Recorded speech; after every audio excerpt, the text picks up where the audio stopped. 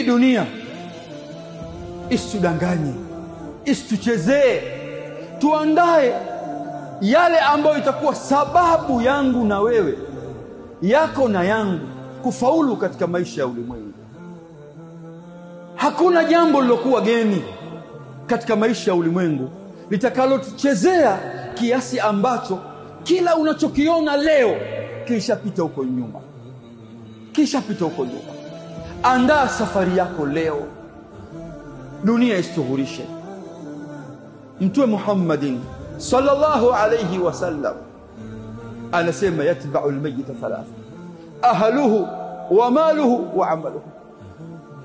Maiti husindikizwa na mambo matatu: amali yake, ndugu yao, familia yao, jamaa zao, na mali yake.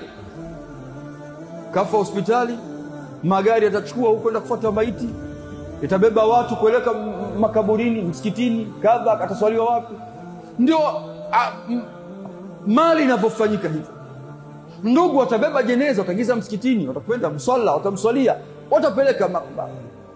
Matendo yako ndio rafiki yako mwenye thamani kwako, ndio utakaobaki nayo katika maisha ya barzakh.